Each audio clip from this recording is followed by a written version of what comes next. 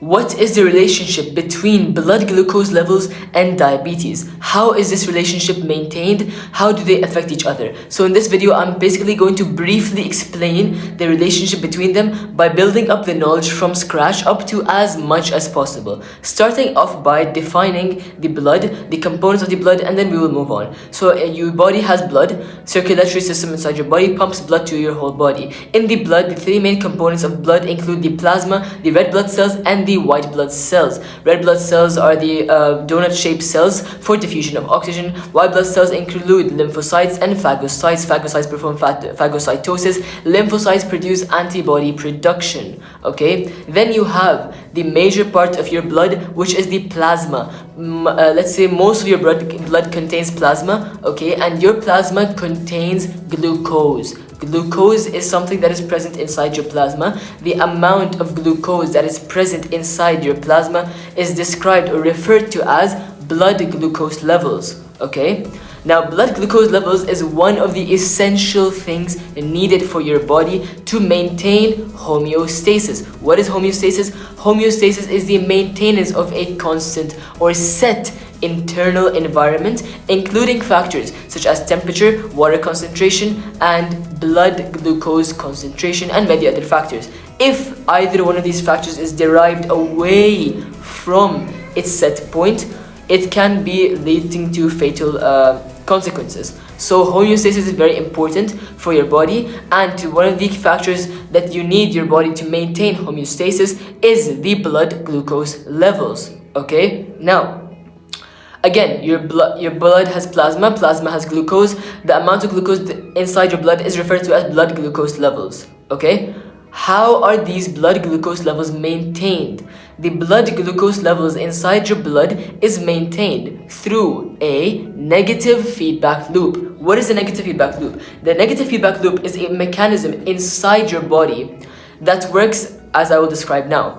If a set benchmark at your body is way beyond the average, what will happen? The body systems will turn on and it will work to reduce it back to normal. If your body systems or something, a set benchmark is way below normal, your body systems will turn on and try to raise it back up, bringing it back to normal. So it's basically a mechanism of working up and down, bringing a set benchmark inside your body to maintain homeostasis back to its normal state. Okay, so we maintain blood, or let's say not we, our body maintains blood glucose levels through a negative feedback loop to maintain homeostasis. How does this negative feedback loop work?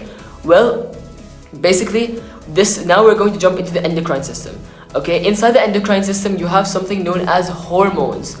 Hormones, in a brief, are chemical messengers released by glands and inside the endocrine system to make a change in your body. Okay, so hormones are released by glands, and hormones help in the maintenance of blood glucose levels in a negative feedback loop. How?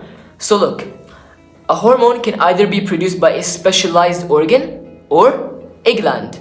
Okay, for example, you have your kidney. Now this is, again, this part that I'm going to say is not related to the blood glucose level. This is just to understand how hormones work, what exactly it is, an example of a gland producing a hormone. You have your kidney. The kidney is an organ inside your body. It contains nephrons. Nephrons are the basic unit of kidneys, correct? Nephrons are responsible for ultrafiltration, okay? Above the kidney, you have the adrenal gland. Adrenal gland is a gland in the endocrine system responsible for the production of adrenaline. Adrenaline is known as the flight or fight hormone, okay? And effects of adrenaline, it usually prepares you for strenuous activity beforehand. Effects include dilation of the pupils, increase in blood flow, more oxygen intake, more carbon dioxide output. This is because of more respiration. More respiration, why? Because blood is during adrenaline, when adrenaline is high, blood is directed directly towards your muscle cells. Because it's directed towards your muscle cells, rate of respiration will increase, leading to more carbon dioxide excretion and oxygen intake. This is an example of a gland that produces a hormone known as adrenaline, but this is not related to how we maintain blood glucose levels. Now let's have a look at a specialized organ known as the pancreas, a very familiar organ that we all are familiar with. Pancreas is one of the most essential organs in our body because it is responsible for the production of numerous pancreatic enzymes, including amylase and lipase. Again, these are enzymes, okay? Pancreas also produces hormones. Again, the chemical messengers produced by glands to make about a change. What are the key hormones produced by the pancreas? The key hormones are glucagon and insulin. Insulin and glucagon are two hormones produced by your pancreas to maintain blood glucose levels in a negative feedback loop.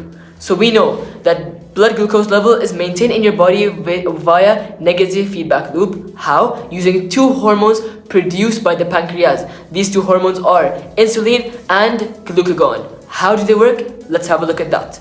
Basically, when your blood glucose levels is too high, beyond average, it's way too high, there's too much glucose inside your blood, what will happen is that your pancreas will release insulin, a hormone that will stimulate liver and muscle cells to convert the excess glucose, high amount of glucose, high blood glucose in your body into glycogen, stored glycogen into your body to drop the blood glucose levels back to normal, okay?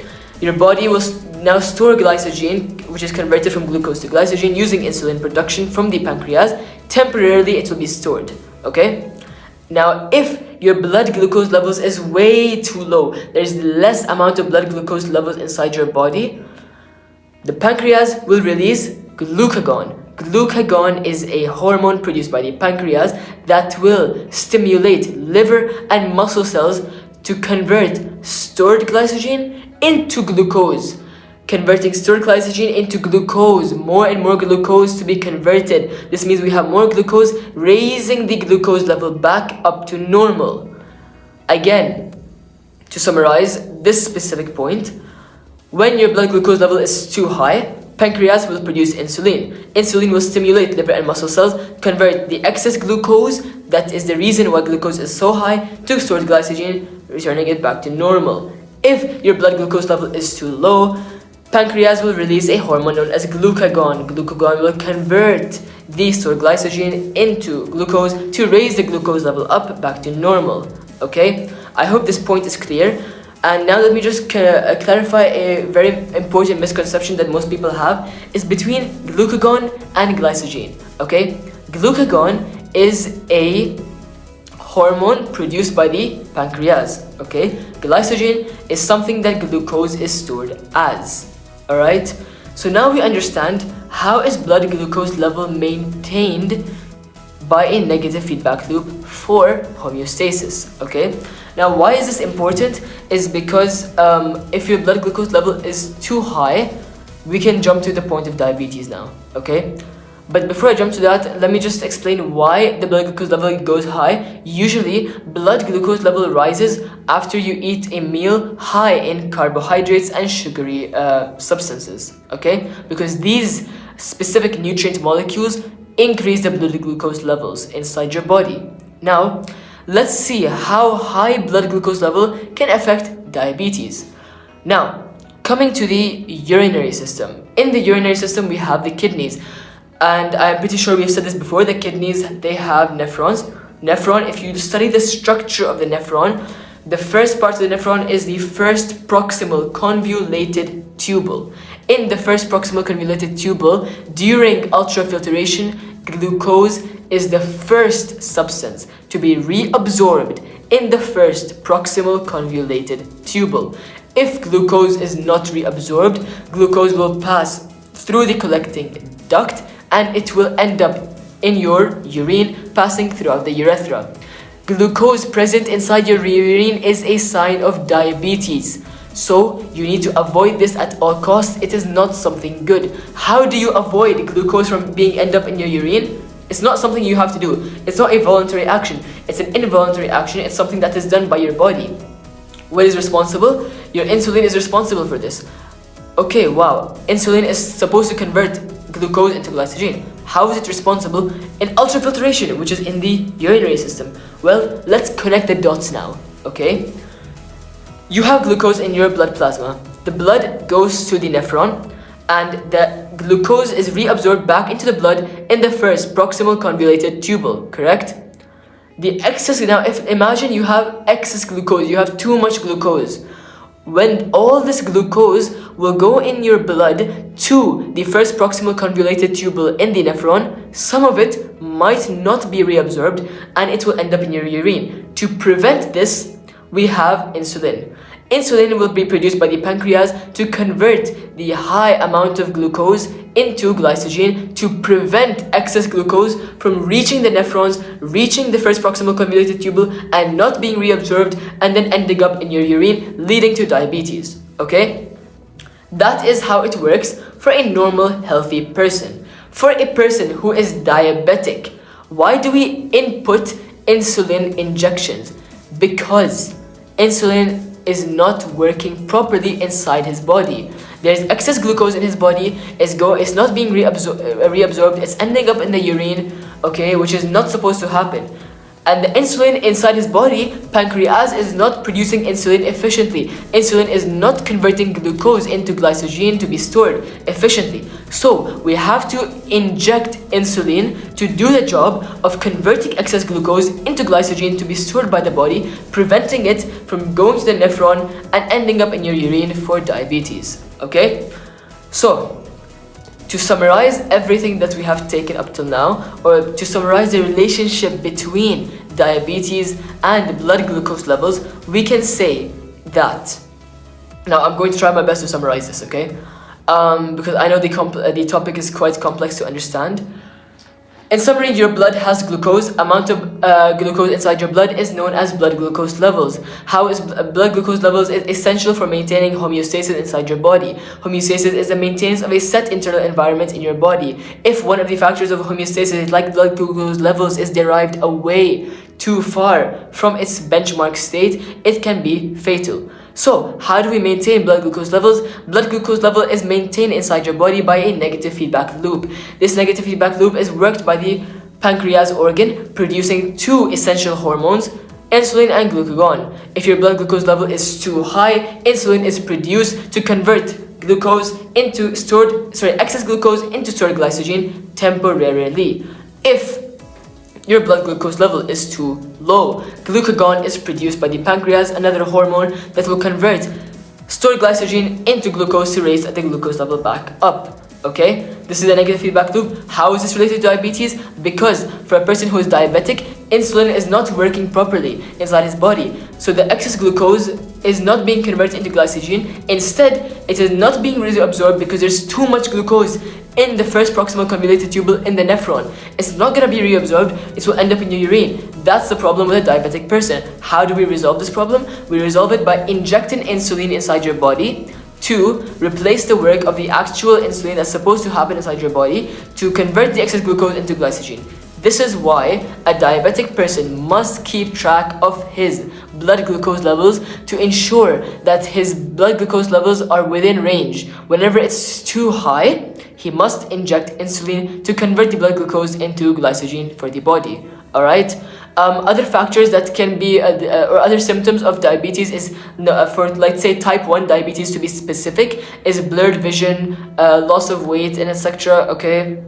You feel really thirsty from time to time, and etc. Alright? How can we cure this? There is no proper exact cure. We do have treatments, like I said, injecting insulin inside your body, and you can also work on this diabetic problem by keeping up with physical activity and diet. Why do we say physical activity and diet? I know some people will just stop here, but no, I want to explain why. Diet is important because you need to try to avoid foods rich in carbohydrates and sugars. Why? Because these two criteria of foods will increase blood glucose level. They'll spike the blood glucose level in your body, and again, the more blood glucose level inside your body, because insulin is not working, you have to keep injecting insulin. So it is important to keep track of your blood glucose level and avoid foods rich in carbohydrates and sugar, basically maintaining a healthy diet. and the other part is physical activity. Why is physical activity important? Well, like I said, I've mentioned this before, that insulin converts glucose into glycogen temporarily. What does this mean? This means the converted or stored glycogen is eventually going to be converted back into glucose. When? By respiration of musculoskeletal tissues. Your musculoskeletal tissues, when you do physical activity, they will respire a lot. They will use glucose in the respiration. This will cause glucose levels to drop, and then that stored glycogen will be converted into glucose to replace that lost glucose due to respiration of musculoskeletal tissues. Okay, so to maintain this balance, you must keep up with your physical activity and maintain a diet to, let's say, accommodate with the type 1 diabetes. So in this video, I think we have understood how blood glucose levels are related to type 1 diabetes, some cures of type 1 diabetes, some symptoms of type 1 diabetes, what you can do to help it, like physical activity and diet, what is the negative feedback loop, how is the negative feedback loop working to maintain blood glucose levels, and how does the blood glucose levels affect the reabsorption of glucose in the nephron, leading to diabetes. So this video is basically for informative and educational purposes. It was a pleasure sharing this knowledge to whoever needed this knowledge. If you have, I know the knowledge that I have provided right now is very, very complex. So if you do have any questions about this topic, or if you have any questions about my explanation, feel free to ask me in the comments below. I will be more than happy to help with that. And other than that, I will see you in the next one.